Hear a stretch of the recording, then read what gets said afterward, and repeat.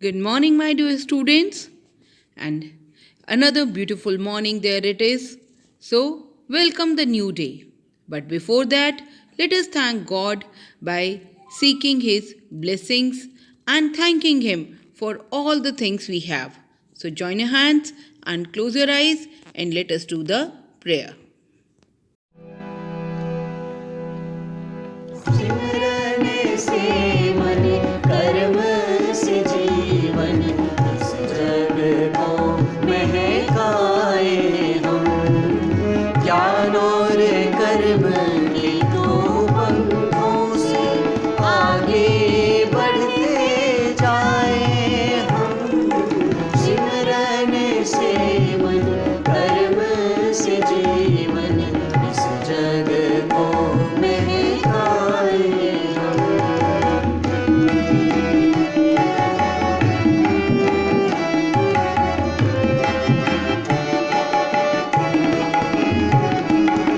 जब सोचे सबका भला जब देखे सबके गुण देखे मीठा मीठा बोले सबसे सबके मन को भाए हम सिमरन से मन कर्म से जीवन इस जग को महकाए हम इस जग को महकाए हम इस जग को महकाए हम Yes. Hello, my children. Yes. In the last video, we were doing the chapter Sir Isaac Newton and the apple. Beta, in the last video, we have learned that how Sir Isaac Newton was an observer and thinker. कि वो कितना सोचते थे, कितना आसपास की चीज़ों को ऑब्जर्व करते थे और जो क्वेश्चन उनके माइंड में आता था उससे रिलेटेड वो आंसर सर्च करते थे, आंसर्स को ढूंढते थे कि ऐसा क्यों हो रहा है. तो one day while he was sitting in this garden, और अपने गार्डन में बैठे थे एक एप्पल ट्री के नीचे. तो and he was thinking the same things. तो अचानक उनके सर पर एक एप्पल गिरा, और जब वो गिरा तो उन्होंने सिर्फ एक ऐसा नहीं सोचा कि हाँ जी सिर्फ हो गया, ठीक है, फाइन, इट्स ओके. उन्होंने इसके बारे में सोचा कि वो ऐसे उनके सर पर क्यों गिरा या वो ऊपर से नीचे क्यों गिरा. तो let us see what did he do further. And one more thing, children, I hope you have written the inventions, your favorite inventions over here. If not, then write it now. हाँ जी. तो बेटा, जब उनके sir पर Apple गिरा तो उन्होंने अपने आप से पूछा, What made the apple fall? He asked himself. उन्होंने अपने आप से पूछा कि आखिर ये एप्पल क्यों गिरा, किस कारण से ये एप्पल गिरा. तो अब वो कोई उनके आसपास तो था नहीं, तो वो अपने आप से ही क्वेश्चन कर रहे थे और अपने आप से ही उसका आंसर देने की कोशिश कर रहे थे. It fell because it was ripe and its stem could no longer hold it to the branch. He answered himself. उन्होंने अपने आप से आंसर किया कि वो गिर गया क्योंकि वो राइप यानी पक गया था, और उसकी जो स्टेम थी, वो जो ब्रांच थी, अब वो उसका वज़न और ज़्यादा होल्ड नहीं कर पा रही थी, इसलिए वो नीचे गिर गया. But why did it fall downwards towards the ground? Why didn't it fall sideways or upwards? He wondered.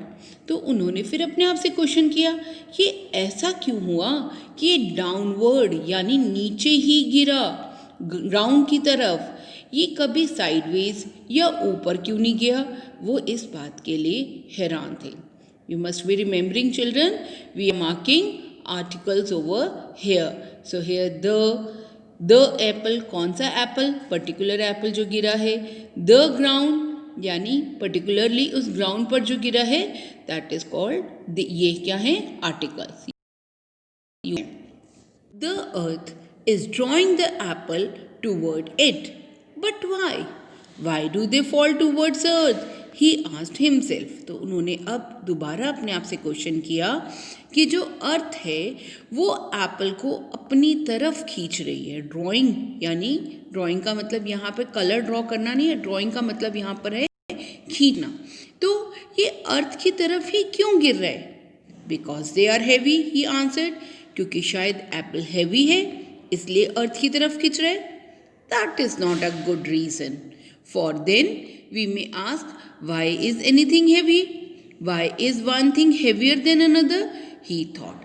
तो उनको लगा ये करेक्ट आंसर नहीं है कि एप्पल हैवी है तो इसलिए वो अर्थ की तरफ गिर रहा है। तो कोई चीज़ हैवी क्यों होती है, किसी चीज़ में वज़न क्यों होता है, और ऐसा क्यों होता है कि एक चीज़ दूसरी चीज़ से हेवियर यानी भारी होती है। देखिए बेटा यहाँ पर क्या है, comparative degree we are using. So this is the comparative degree. देखिए हमने हैवी जो एडजेक्टिव है उसके साथ क्या लगाया है, वाई को कट करके IER, और हेवियर के बाद हम कौन सा वर्ड यूज़ कर रहे हैं, दैन। तो ये क्या हो गया, comparative degree. Once Sir Newton began to think about this, he thought of nothing else until he had his answer. तो एक बार सर न्यूटन ने इसके बारे में सोचना शुरू किया कि अर्थ की तरफ क्यों चीज़ें खिंच रही हैं और एक जो चीज़ है वो दूसरी से भारी क्यों होती है। तो उसके बाद उन्होंने कुछ भी और सोचना बंद कर दिया, और यही सब चीज़ें सोचते रहे जब तक कि उनको उसके बारे में आंसर नहीं मिल गया। Apples had been falling off trees ever since apple trees were in existence. But no one ever wondered why they fall downwards. तो एप्पल्स तो शुरू से गिर रहे हैं जब से एप्पल ट्रीज दुनिया में आए हैं, और लेकिन पर कभी किसी ने नहीं सोचा कि वो अर्थ की तरफ ही क्यों गिर रहे हैं, आसमान में क्यों नहीं जाते हैं या इधर उधर क्यों नहीं गिरते हैं। No one asked the reason or even gave it a thought until then. तो किसी ने कभी इस चीज़ के लिए कोई रीज़न नहीं पूछा कि ऐसा क्यों हो रहा है कि जी अर्थ की तरफ ही क्यों गिर रहे हैं, या किसी ने इसके लिए कोई रीज़न दिया भी नहीं कि ऐसा क्यों हो रहा है। Only someone as observant and intelligent as Sir Newton would question something, and this is what he understood. तो सिर्फ सर न्यूटन की जैसा ही कोई इंटेलिजेंट, जो ऑब्जर्वेंट थे सर न्यूटन ही, और इतने इंटेलिजेंट थे, उनके दिमाग में एक क्वेश्चन आया कि इतना कॉमन क्वेश्चन है कि अर्थ की तरफ ही क्यों गिर रहा है, और फिर जब तक उन्होंने उसका आंसर नहीं जान लिया तब तक वो उसके बारे में सोचते रहे। What he understood is every object in the universe attracts every other object towards itself. तो उन्होंने क्या जाना कि यूनिवर्स में हर चीज़ अपनी तरफ दूसरे को अट्रैक्ट करती है, दूसरे ऑब्जेक्ट को अट्रैक्ट करती है। Right children? तो उन्होंने और क्या पता लगाया, if an object is denser and closer to another object it attracts the other even more. तो उन्होंने क्या पता लगाया कि अगर कोई ऑब्जेक्ट डेंसर है यानी वो ज़्यादा भारी है और दूसरे ऑब्जेक्ट के ज़्यादा पास है तो वो उसको और ज़्यादा अट्रैक्ट करता है। The harder an object is attracted to other objects, the heavier it is said to be. कि जो ज़्यादा जल्दी से दूसरे ऑब्जेक्ट की तरफ अट्रैक्ट होता है यानी खींचा चला जाता है उसको ज़्यादा हेवियर यानी ज़्यादा भारी माना जाता है, कि उसके अंदर वजन ज़्यादा है। ठीक है बेटा, कि अगर कोई ऑब्जेक्ट बहुत तेज़ी से किसी की तरफ खींचा चला जा रहा है तो यानी उसमें वजन ज़्यादा है, इसलिए वो ज़्यादा तेज़ी से खींच रहा है, उसकी तरफ जा रहा है, अट्रैक्ट हो रहा है। The earth is many millions of times denser than an apple. तो आपको क्या लगता है, अर्थ एप्पल से ज़्यादा डेंसर है? यस, उससे ज़्यादा भारी है। तो अब वो ज़्यादा भारी है और एप्पल कम भारी है, तो वो जो हल्की चीज़ है, एप्पल जो हल्की चीज़ है उसको अपनी तरफ अट्रैक्ट करेगी। बेटा जो चीज़ ज़्यादा भारी होती है वो अपने से हल्की चीज़ों को अपनी तरफ अट्रैक्ट करती है. So the earth attracts Apple towards itself rather than the apple attracting the earth. तो इसीलिए अर्थ अपनी तरफ जो अपने से हल्की चीज़ें होती हैं उनको अपनी तरफ अट्रैक्ट यानी अपनी तरफ खींचती है. अब बेटा सपोज हम एक एप्पल हवा में उछालें और एक पेपर उछालें तो कौन पहले जल्दी आएगा? पहले एप्पल जो है वो ग्राउंड को टच करेगा और पेपर बाद में करेगा. क्यों?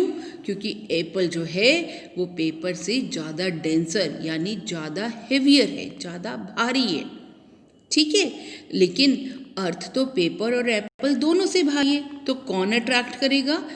अर्थ अट्रैक्ट करेगी. पेपर भी गिरेगा तो अर्थ पर ही. ठीक है, उसका वज़न कम है इसलिए वो थोड़ा देर से गिरेगा, लेकिन गिरेगा वो अर्थ पर ही क्योंकि अर्थ जो है वो सबसे भारी है. The earth is also millions of times heavier than any other object near to or upon its surface. तो जो अर्थ है वो मिलियंस यानी बहुत ज़्यादा, मिलियंस ऑफ टाइम्स यानी हज़ारों किलो ज़्यादा हेवियर है, लाखों किलो ज़्यादा हेवियर है जो भी ऑब्जेक्ट्स उसके पास हैं या उसके सरफेस के ऊपर हैं. So it attracts every such object towards itself. तो इसीलिए वो हर ऑब्जेक्ट को अपनी तरफ अट्रैक्ट करती है, अपनी तरफ खींचती है. This is why things fall towards the earth. और इसीलिए कोई भी चीज़ अर्थ की तरफ खींची चली आती है. कोई भी चीज़ आती है ना बेटा, आप आसमान में कोई भी चीज़ उछालिए, करके देखिएगा एक्सपेरिमेंट, कुछ भी उछाल रहे हैं वो गिरता अर्थ पर ही है, हवा में नहीं रहता है क्योंकि अर्थ का जो अपना पुल है, अपना जो उसका जो अट्रैक्शन है उसके कारण वो सब अर्थ के पास आता है. We call this force of attraction gravitation. अब इस फोर्स को, जिस पुल से, जिस अर्थ से, जिस अट्रैक्शन से अर्थ खींचती है सब चीज़ों को अपनी तरफ, उस पुल को या उस फोर्स को हम क्या कहते हैं? Gravitation.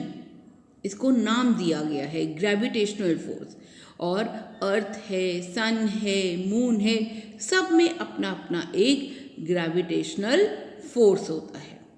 Gravitation causes the apple to fall. It causes the things to have weight.